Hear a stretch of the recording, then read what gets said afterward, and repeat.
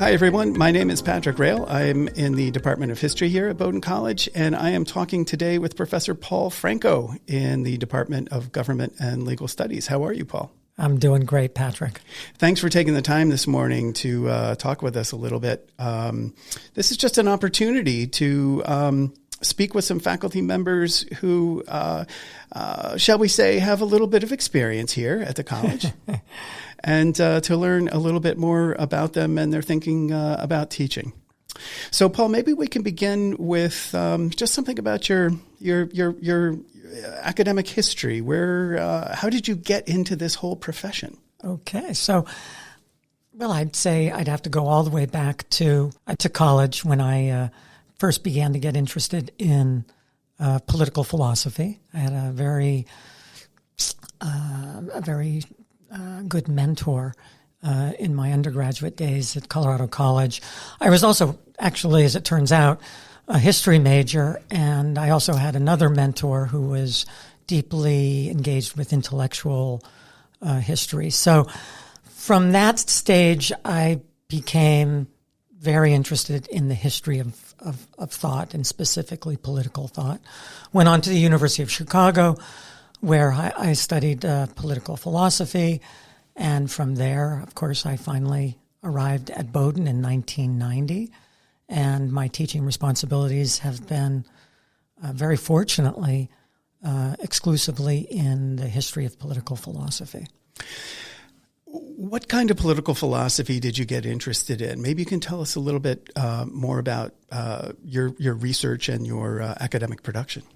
So it all begins to some extent in what you do in graduate school, and especially what you do for a dissertation. I wrote a dissertation on a 20th century thinker by the name of Michael Oakeshott, and that partially captured, I had studied at the London School of Economics for a year with Michael Oakeshott, so that was what led me to do the dissertation on him. I would say, more broadly, I was always interested in 19th and 20th century political philosophy. So as I moved from my Oakeshott interest, away from my Oakeshott interest, I began to write about figures from the 19th century. Hegel and Nietzsche were the two primary thinkers that I focused on. Mm-hmm. And that's so I'm pretty much a late modern guy.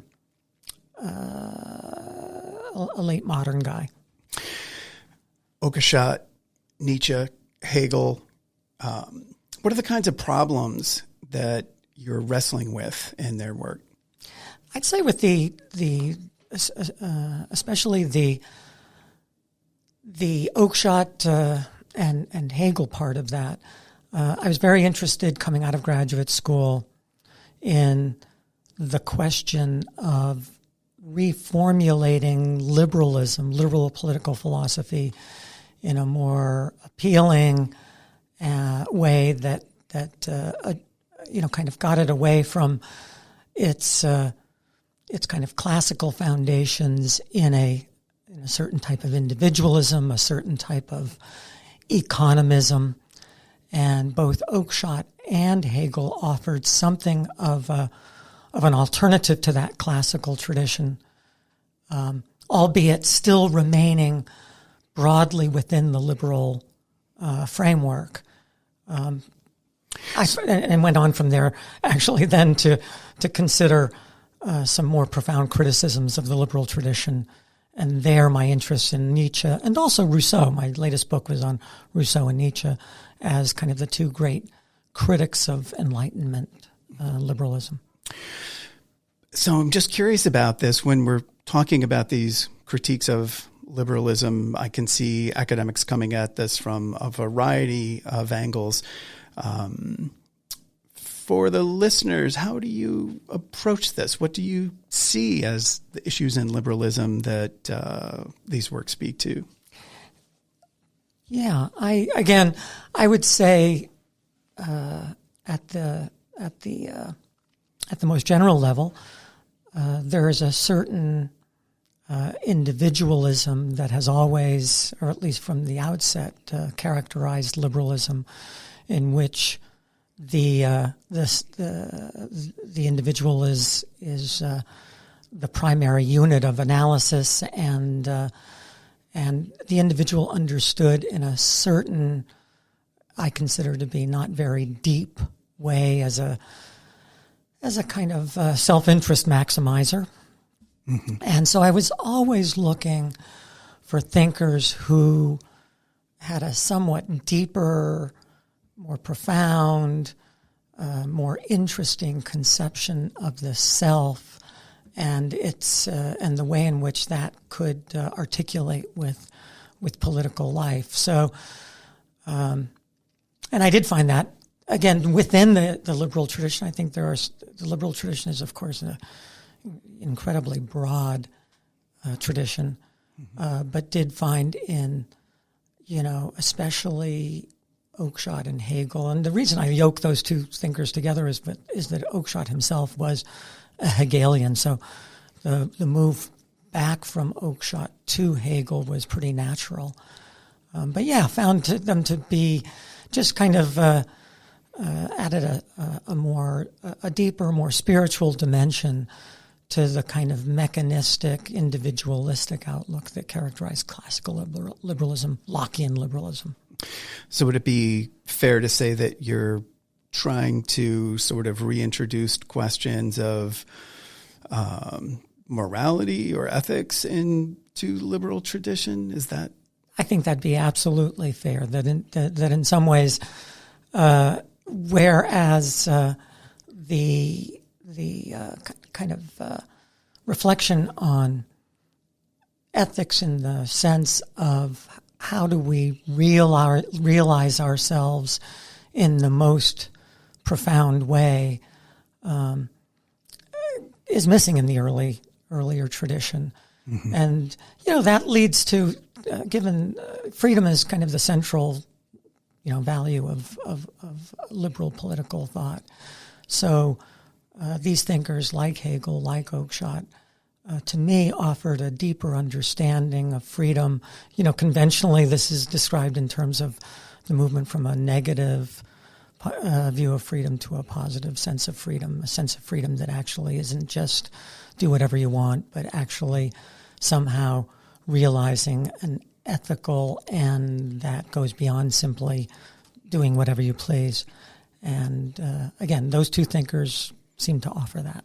So the idea is to kind of reconcile the individualism and individual sense of individual liberty within liberalism with, would it be fair to say, perhaps an older perspective on society as being held together by a set of shared values, traditions, whatnot? I think that absolutely captures it. That, excuse me, that in some ways these thinkers do bring back a little bit more of that, classical or pre-modern idea of self-realization, self-directedness that was missing from the kind of individualism and economism of the Lockean early modern moment. So I'd be remiss if I didn't ask how you see this relating to our world today, the state of our political culture, our civic discussions. I'm curious to see how you understand your work inflecting that. Yeah, and our current moment, what I'm talking about in terms of the earlier part of my career, was a very different moment. And in some ways, the kind of classical liberal, Lockean liberal paradigm was fairly robust, in the 80s and 90s, or early 90s. Of course, at the beginning of the 1990s with the collapse of communism, it was kind of the high water mark for liberal triumphalism.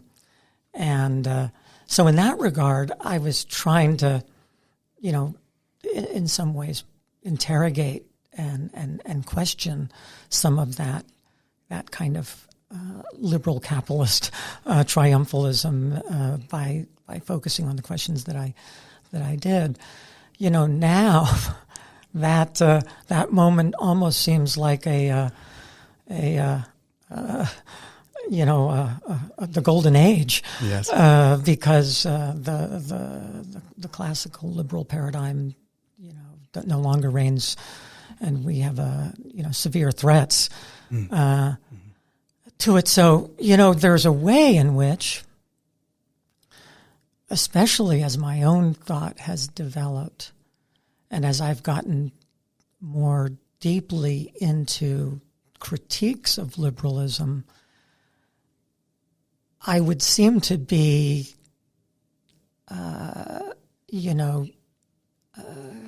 in some ways doing something that is shocking, because the usual response would be, let's not undermine classical liberalism. Let's see what we can do to restore it. And I've kind of gone in the other direction, and yet I think my response would be still that to some extent, the emptiness or vacuity of the older liberal ideal has been the very thing that has called forth some of the reactions against it.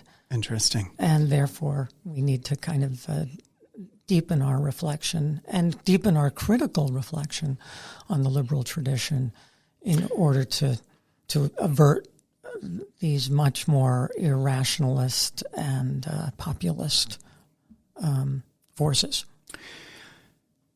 So even this word liberalism, I can imagine listeners encountering it in a bunch of different ways. There's this sort of particularly small L liberalism of the liberal tradition, this big, long historical thing. There's something that would be more like capital L liberalism in modern politics, which the relationship between those two forms of liberalism might be quite distinct. So I think listeners would be curious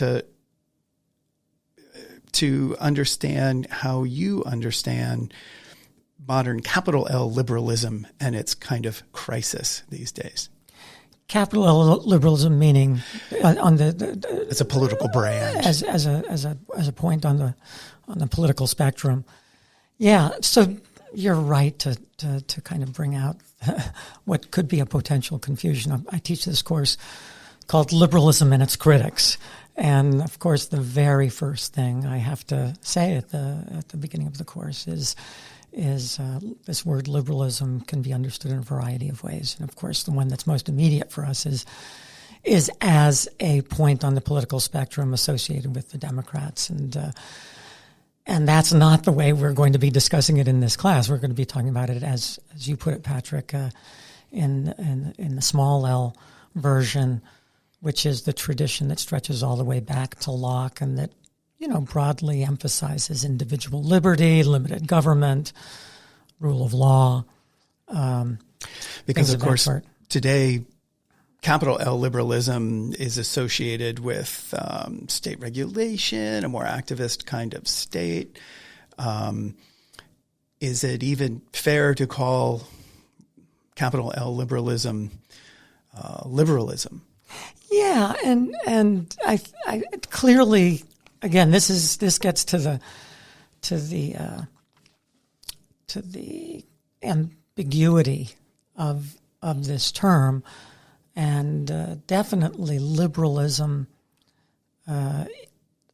did change, and especially toward the end of the 19th century, the classical liberal paradigm that really is captured by the triumvirate that I mentioned, individual liberty, limited government, free market, began to shift such that, the growth of the state, the defense of a more activist state came to be associated with liberalism. And in the United States, I suppose the progressives and the New Dealers and political thinkers like Herbert Crowley and John Dewey, all contributed to this transformation of the term. I would say, clearly a modification of the liberal tradition, but still very much part of that, still continuous with that tradition in important ways, in the very same ways that maybe, again, just to revert back to one of my research interests, Hegel. I mean, Hegel, in some ways did, question that classical individualistic tradition and added a pretty significant element of state intervention into that definition. But still, the ideals remained roughly consonant with the larger tradition, such that I think it's fair to call someone like Hegel a liberal. I think it's fair to call someone like Dewey a liberal. I think it's in both the small and the large L, and we do see, especially with liberalism, with the capital L, amongst Democrats today, that in certain areas they too subscribe to a view that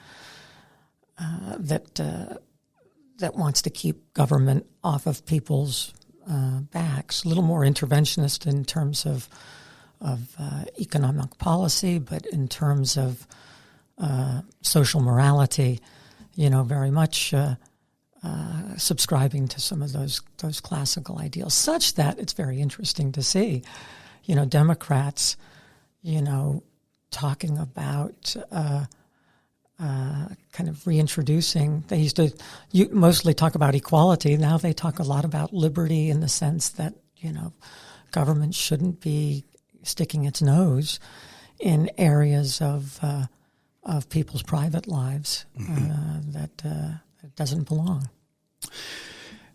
So this liberalism is a huge, huge thing. I'm thinking about my rudimentary understanding of modern conservatism as a kind of political brand, and how deeply rooted that seems to be in a liberal tradition. I'm thinking here of the kind of neoconservatism of Ronald Reagan, which is always stressing removing the state from private enterprise. So I'm just curious how a political philosopher like yourself sort of understands this. Is modern conservatism and modern liberalism, are they both coming out of the same stream? And if so, at what point does modern conservatism break off from that? Because you spoke earlier about potential threats to democracy and things like that. So I'm curious to know how you see that story playing out. Right. Well, and in some ways, a good deal of my career has been devoted in some ways to these two words, liberalism and conservatism. So maybe to give just a little bit of background, and perhaps more than your listeners are interested in. So the first thinker that I wrote about was Michael Oakeshott, who is generally conceded to be, an important conservative thinker in the 20th century. Wrote a very famous essay called "On Being Conservative," and Oakeshott's conservatism was like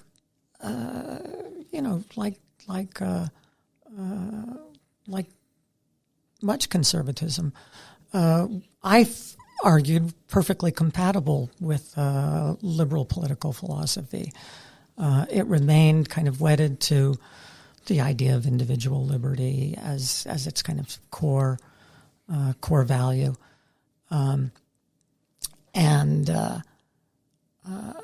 But even as someone like Oakeshott was writing in the middle of the 20th century, responding, of course, to totalitarian threats to liberal democracy, there was another type of conservatism that was alive and well, and that was one that was much more, it's associated with a guy by the name of Russell Kirk, but Russell Kirk himself drew heavily on T.S. Eliot and a whole host of English political thinkers from the 19th century. And that conservatism was very much a more traditionalist, Edmund Burke to some extent as well, very much concerned, with a certain kind of solidarity in society, a solidarity built on tradition and religion and cultural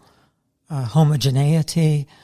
And so even then, there were two competing brands of conservatism. The one that I was most interested in was the Oakeshottian. And the Oakeshottian, it had some affiliation with, the conservatism of a Hayek, eventually of a Margaret Thatcher, perhaps even of a Ronald Reagan. But it was differentiated in one, I think, very important aspect, and that was its emphasis was not on economic, development and prosperity. It was very, very, very much against that. So, kind of, Oakeshott was a little bit poised between that the very traditionalist T.S. Eliot version of conservatism and the highly individualistic, capitalistic version found in a Hayek or a Thatcher or a Reagan. That now all seems like an ancient debate, because I think the kind of conservatism that we see represented in the kind of, Trumpian populism, or what we call Christian or ethnic nationalism, is it probably has more in common with that traditionalistic version of conservatism, but brings a much more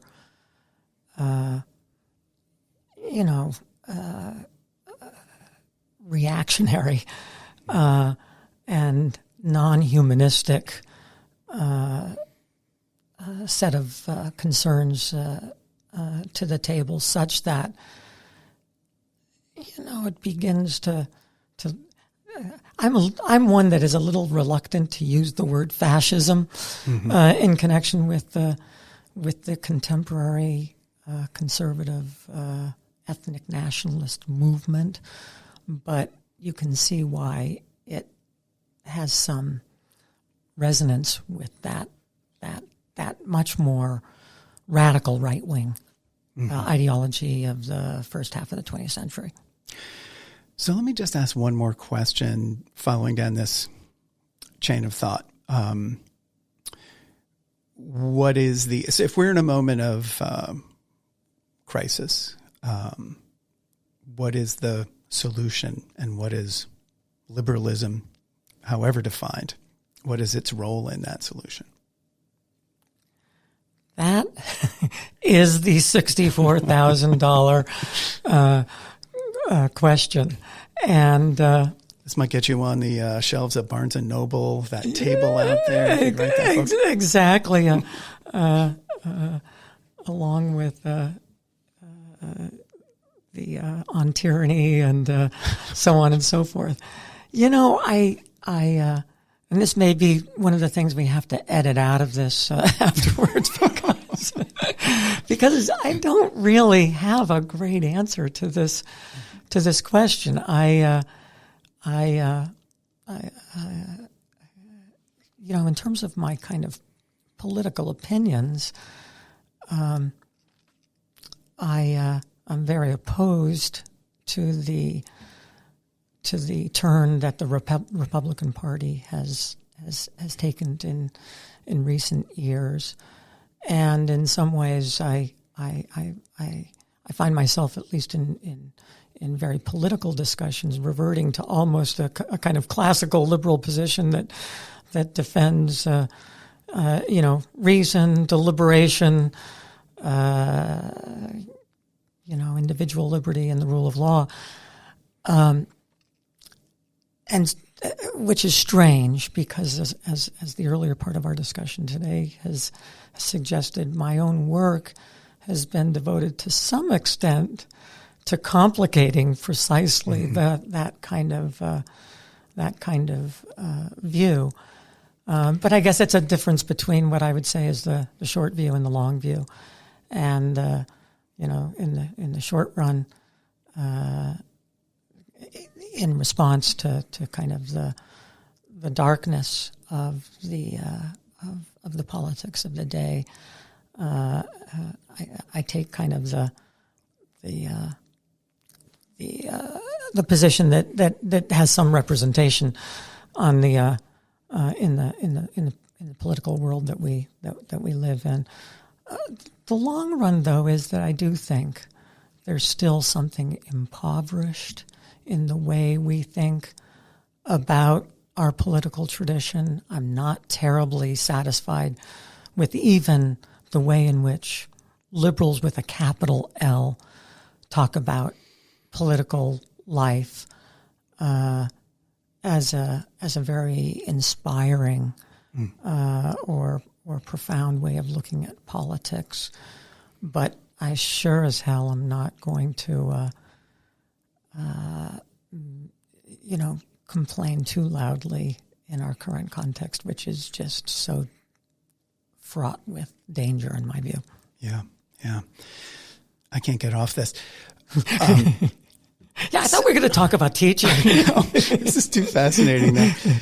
So, and I'm coming at this from somebody who does not have a tenth or 100th of the handle that you have on the philosophy, but I'm thinking of the kind of identitarianism that is so much a part of both left and right-wing politics these days. And I can see how identity politics can emerge from a more conservative, and your rendering, understanding of society and liberalism, collectivity, identity, group identity.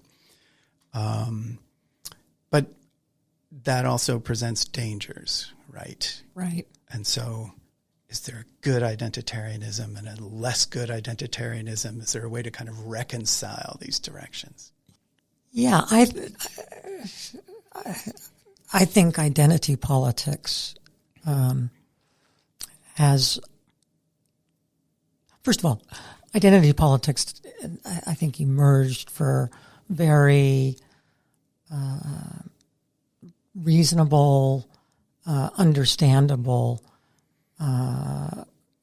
factors in American life, and certainly in terms of the civil rights movement. One can see why identity politics and feminism and so on and so forth emerged. But I think it does hold within itself, potential dangers, and I think those potential dangers have certainly kind of metastasized and ripened, and especially on the right, but to some extent on the left as well, and results in the kind of civil war that constitutes public discourse and public life today. So, I think we need to get beyond it, and that, to me, the good identitarianism would be one that in which the identity is more broadly a shared identity rather than one that pits one group against another. Oh gosh, I can see then the question is following that. Does such an identity, is it built on civic values, or is it, can it be built on religious and moral and ethical values? All kinds of complicated questions go along with that. Totally. Yeah. I know in my own work on African-American thinkers before the Civil War, they wrestled very much with this kind of question. Should we essentially follow what is going on with romantic nationalism in the United States and embrace our own sense of ethnic nationalism? Or is it better to embrace a kind of broader civic identity? But that broader civic identity excluded them, right? So when you're talking about the factors that go into the formation of identity politics, it seems that exclusion is sort of the birthplace of that, right? Yes. Like here's the central group saying, no, you're not a part of this, even if, for an African American's case, even if you're free, you cannot be citizens, and so that identity politics emerges out of a response to that exclusion. Absolutely. No, and I think, yeah, I mean, what is an American? And that the response to that question has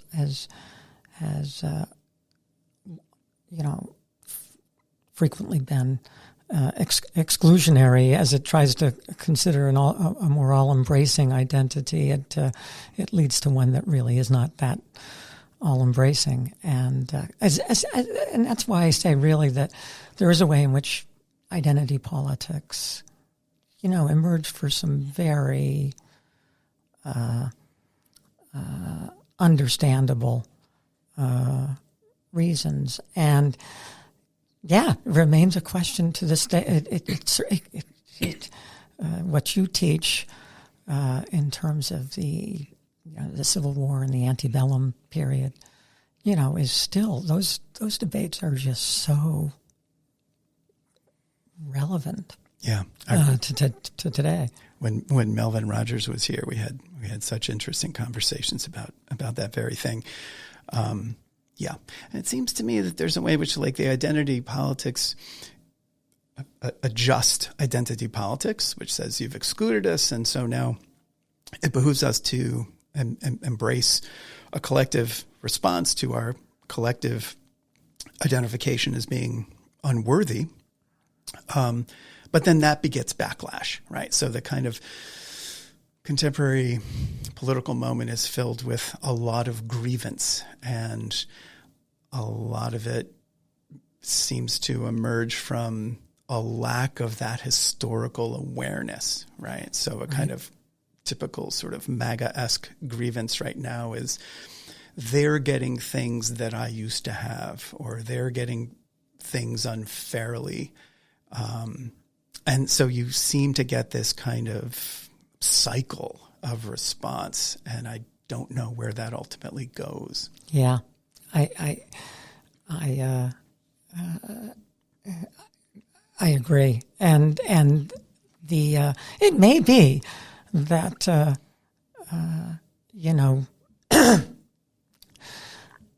the possibility of a kind of thick common identity is really not in the cards, and that we may have to settle for something much thinner as a common identity, and one that actually provides space for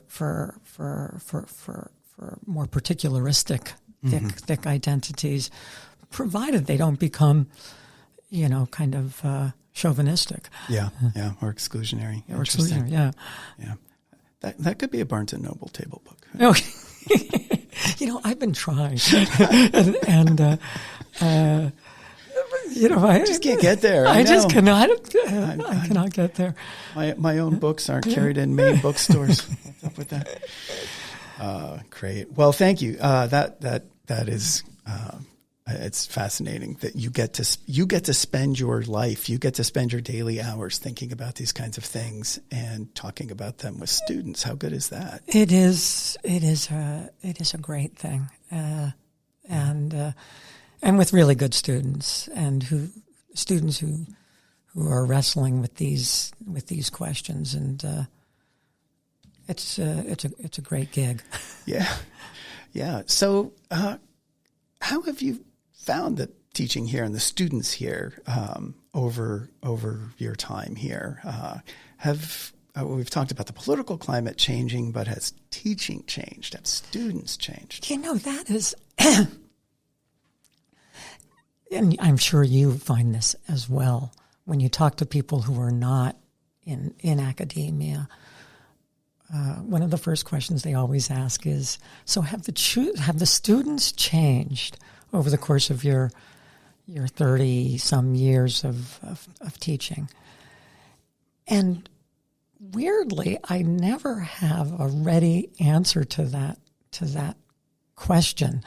I certainly could make something up, and the narrative would be something like, of course, they've changed dramatically, and they've changed in ways that kind of the culture has changed.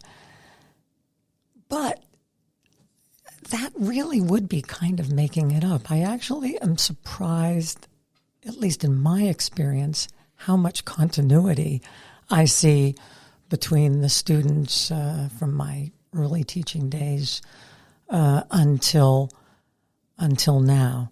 There are certainly, there are obvious differences in ways that computers have come to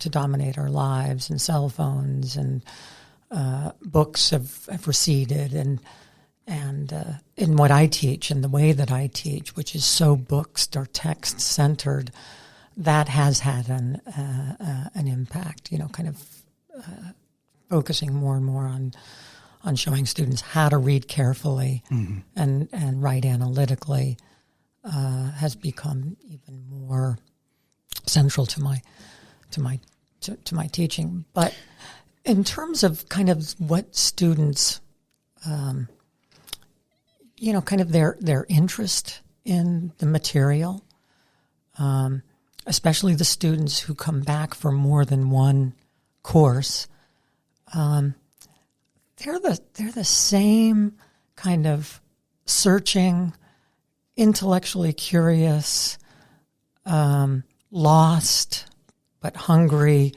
students that I've always had. Yeah, wow, that's beautifully put. Yeah, there's a kind of earnestness that always impresses me, and intention and a willingness to be a force of good, right? Whatever that looks like.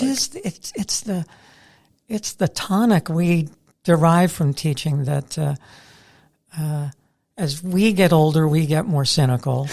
The culture certainly has grown more cynical and ironic, but thankfully, young people have somehow retained a certain sincerity and earnestness of the sort that you described that reminds you that that's where the action is. That's the real thing. Yeah. And in this last decade, or since 15 or 16, as public culture has sort of gotten closer to crisis, it almost seems like that earnestness has increased, that the students are aware of what's going on around them and are even more invested now in thinking about how we should understand the current moment. Yeah, I agree. It's kind of got two sides. In one sense, it is again really heartening to see that, but there's also underneath it a certain kind of desperation. The reaching out for some sort of life raft in a culture that is completely adrift. Yeah. I mean, this kind of the rhetoric or discourse of decline, right? That's something that I grew up with, right? So in many ways, I worry about sounding like a grumpy old person by saying, "Oh, it's always been in decline." Yes. My 16th birthday was the election of Ronald Reagan, and I was raised by leftists, and so what for them was a story of progress through the civil rights movement and other kinds of things. For me, my adult life has been one of relative decline. And so it's possible that this is just another part of that, and I'm just being an old man who's nostalgic for the past. But something does seem to have fundamentally changed. We seem to have dropped a particular notch. Yeah, I do agree with that. The standard. I remember this kind of. This kind of connects with a little bit of my own intellectual history, but I was in graduate school and I was at the University of Chicago when Alan Bloom's Closing of the American Mind came out, mm-hmm. and which had a very declinist thrust to it, and I do remember many kind of criticisms of Bloom's thesis took the position that, this is just another one of those kind of laments, Jeremiads, mm-hmm. that we see periodically, and this is nothing new, and we don't need to take it very seriously. Clearly there was a certain kind of perspective that was added there, but I do think that we live in a moment where, we have to take the notion of decline, very, very seriously in a way that suggests that it's not the same as the periodic Jeremiads of the past, which is really why, my most recent work and interest has been in Nietzsche and Rousseau. My latest book is on Rousseau and Nietzsche. And these are two thinkers who were very much declinist, pessimistic diagnosticians of our culture. And I think the very fact that I have kind of focused on them suggests that I do take this seriously as a problem we need to wrestle with, and that even in our current moment, those thinkers remain extremely relevant to kind of the crisis that we are in. I can imagine there's almost like competing decline narratives. So on the general left, it is the decline is the retreat from the gains of the civil rights movement in that era. On the right, the decline is the decline of traditional society or values or new kinds of Americans threatening old ways. So there's these sort of two competing decline narratives. Yeah. I wonder if you think that's fair. And how does a take on, say, Rousseau speak to that issue? Yeah. So in some ways, I think both Rousseau and Nietzsche, their understanding of decline doesn't quite track with either of the ones that you mentioned. That they're both very concerned with a kind of decline in the kind of ethical makeup of the individual and the culture that might or might not sustain or nourish that. So in some ways, my interest, especially with these thinkers, focuses much more on what I might call cultural decline, and the loss, and this is really much more Nietzsche's concern than Rousseau's, the loss of human excellence, human greatness, a kind of decline in which the possibilities for the human spirit have become flattened, and a certain kind of mediocrity has come to prevail. So it's a little bit different from, I think, either the ones that you talk about, but for me is absolutely central. Mm-hmm. Fascinating. Well, mediocrity, you've seen me teach, I can see.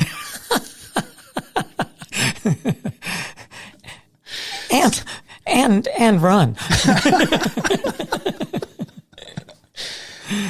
So, in working with students with these kinds of questions, what do you see emerging? Where are the points where they either get hung up and stuck in frustrating ways, or blow things open and things just sort of change for them? Yeah, that. Let me think about that. These are such good questions that I have to pause. Sure. To think about them. I think and again, I'm not sure this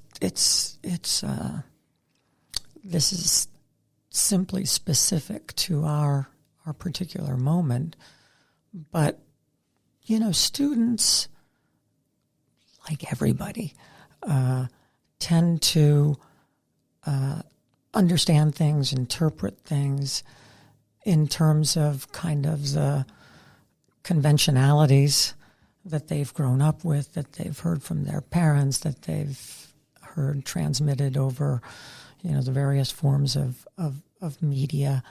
They're, again, like all of us, when you're raising these very important questions, the tendency is to kind of focus on what's most immediate, what you hear most in the air, in the atmosphere, the heavily mediatized atmosphere in which we live. So I see for me, my teaching and my immersion in for the most part, old books, is an attempt to kind of get them to see that you can think very differently about these things that really are not, easily assimilated to kind of the conventional pieties of the day. So, a lot of my teaching, it's not really to give them an answer, and certainly not to seek an answer in any of these thinkers, but to really kind of loosen their imagination so that they can at least see that there's an alternative way of thinking about these things. And so the greatest moments in teaching for me is when they begin to absorb that and begin to say things in class discussions that really take seriously these alternative ways of thinking and don't sound at all, in fact, sound kind of nonsensical in terms of kind of conventional contemporary discourse, such that there are those moments where, and I even sometimes say this to the students, I say, God, what if somebody just walked in and heard us talking in this way about some issue or another? They would be absolutely perplexed and nonplussed. It does seem to come with this territory. I know, speaking as a teaching history, it's we don't have to look at every single thing that happened in the past through the lens of today. Absolutely. Like trying to understand how they might have seen something as rational or acceptable, even though we never could and should never could. Yeah. That's an important exercise in historical imagination. I think that's where you and I, historians and historians of political thought, which is really what I am, really come together. That the hegemony of the present and the horizon of the present is so dominant that to see if you can get students to engage with something that's different on its own terms. I mean, on its own terms, and I take that. I've read enough, kind of postmodern literary theory to know that it's never simply on its own terms. Yeah. It's always a matter of negotiation between kind of current interests and past interests. But the reason we go back is, and the reason we treasure these books and these ideas is that they shake us out of our kind of smug contentment with just what, is repeated and sloganized, in our everyday lives. There's something and I guess in my experience of Bowdoin over the years, I do get concerned that the focus on consuming this education tends to be about very pragmatic and practical kinds of concerns. The majors that are growing here are ones that one could say appear to be a little bit more vocational. Absolutely. And so the kinds of, there are people in our public discourse today who would criticize what you and I do as sort of, pointless excursions into, fantasies about the past or whatever. So, and you've spoken about this a little bit, but why is it important for these kinds of humanities to survive? Why is it important for students to learn about things that they might not be able to apply in their office place when they get into the job market? For me, this is one case in which I may give a simple answer, a straightforward answer to the questions that you're asking, but my answer is that you will be a deeper, a richer, a more interesting, a more fulfilled human being for these kinds of studies. You'll be or to put it another way, you'll be a less shallow and less interesting human being for studying, whether it be American history in the 19th century or early modern political thought or whatever it might be. Yeah, I think that's the problem with this has always been a bit of a danger that people are concerned, kind of with practical life and careers and so on and so forth. And I don't think we need to. We certainly don't have to disparage that, and it's certainly an understandable and natural interest. But to be exclusively focused, especially at this stage of one's life, on that, I think spells a kind of really impoverished life down the road. And if we are, as medical technology advances and we begin to envisage that people might live, on average for 100 years or more than 100 years, if you're in it for the long haul, just being narrowly focused on what's going to get you ahead, in the short, is just not going to be. It's not going to lead to a good life. Yeah. Not the best 100 years you might have had. Yeah. So my quip was going to be, this is your Bowdoin education since 1793. This sort of focus on things that are not necessarily of this world or of this moment, and. One potential critique of that could be that Bowdoin since 1793 has always been an elite institution. It's been extremely affluent. It's been associated with social elites.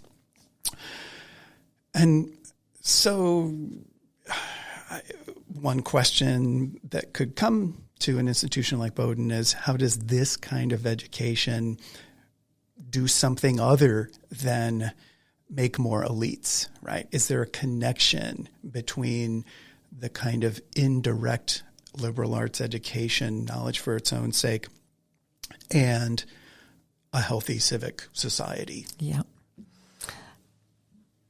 Yes.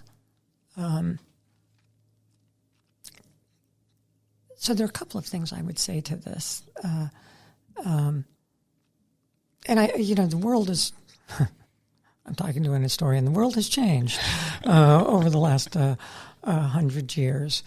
But let me say a little bit about that, back to the late 18th century, early 19th century Bowdoin. And it seems to me that at that time, a kind of liberal arts education, the world was constructed in such a way that a liberal arts education remained fairly relevant to the kind of to the world that students would graduate into. That in some ways the skills of reading, writing, and rhetoric, and so on and so forth were there was a little bit more of a congruity between the liberal arts and the practical world beyond Bowdoin. I think over the course of 200 years, the world has become much more specialized. Technology plays, this huge role. Cultures of expertise.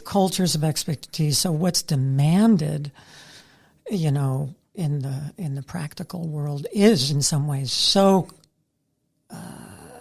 diametrically opposed to the sorts of things that are studied in a classical liberal arts or humanities curriculum. So there's a way in which this curriculum, in a way that it wasn't a couple of hundred years ago, is kind of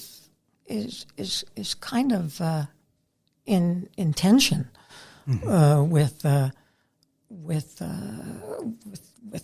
social and economic with economic life primarily. And in some ways, my view is that we want to not capitulate to the demands of the world, but in some ways serve as something of a counter thrust to the demands of practical life. Which gets back to your question about elites, because there is a way in which that is a luxury, and in some ways, for people who are lower down the socioeconomic ladder, they need to be very concerned with, kind of fitting in and into the kind of economic productivity of the day. And therefore, it does make these institutions elitist, not in exactly the same way as you're creating, elites in a power sense, but elites elites in the sense of people who do not simply are not simply governed or chained to economic concerns, have enough of that is assured that they can indulge in these things that are so kind of incongruous with the culture at large. Yeah. So that is it's a problem, and my only solution is, not to compromise what might be called the elitism now of this liberal arts education, but to make it as accessible to as many people as we possibly can. Unfortunately, in this society, it's become harder and harder to do that, right? So we've got the attenuation of the higher education market. So, compared to the 60s or the 50s when Bowdoin was transformed by the GI Bill and a whole bunch of people could go to college who couldn't before. Higher education became highly democratized, and then it started moving back in this other direction. Right. And now we see some of the consequences of that. I mean, I think just in terms of popular historical knowledge, I'm often really dismayed by our lack of awareness of some basic things, that the history of the Holocaust is getting forgotten. Demagogues make hay out of the fact that Democrats were the party of the Ku Klux Klan in the post-Civil War era, but forget to mention the transformations in American political life. And higher education itself is under assault. States like Florida banning books and doing these kinds of things. So maybe in kind of in wrapping up, I don't know if you want to speak to that, the current. So here we are talking about this sort of in many ways innately elitist kind of exercise, but it is in the context of a world that seems to be valuing that less and less. Yeah, and that is the problem. And I mean, there are two things that you mentioned there. That there's the democratizing of higher education that obviously has much that is good about that, the opening up of these places. But I think it did, have the unintended byproduct that it does kind of,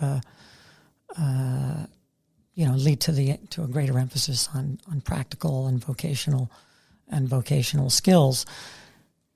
And that means that, there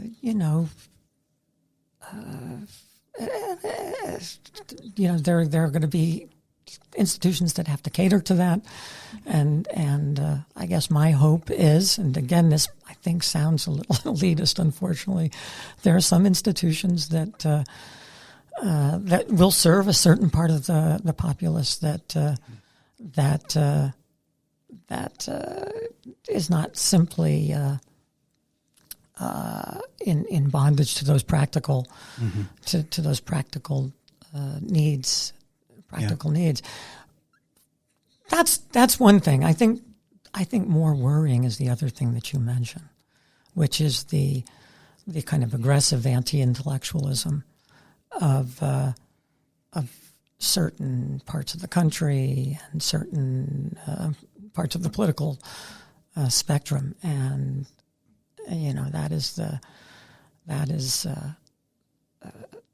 I don't have a clear, the answer to that question is if I had that answer, I would be on the book table, the tables of Barnes and Nobles, but 1995, folks. Yeah, exactly. Free coffee. But I think it's a kind of places like Bowdoin. And what I think Bowdoin represents at its best is under tremendous siege and threat. And, my only response is that, we continue to do what we're doing in the classroom and trying to reach as many students and convince those students of the value of things that don't have the kind of immediate payoff that seems to be, kind of the major preoccupation of our culture. Wow. Yeah. Well, Paul, that sounds like a great place to wind up this discussion. You've been exceptionally generous with us, given us an hour of your time, and it has been a fascinating conversation.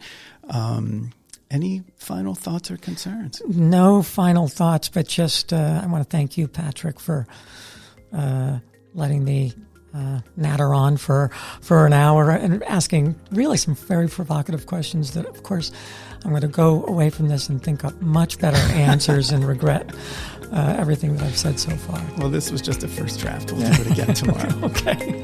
Thanks so much, Paul. So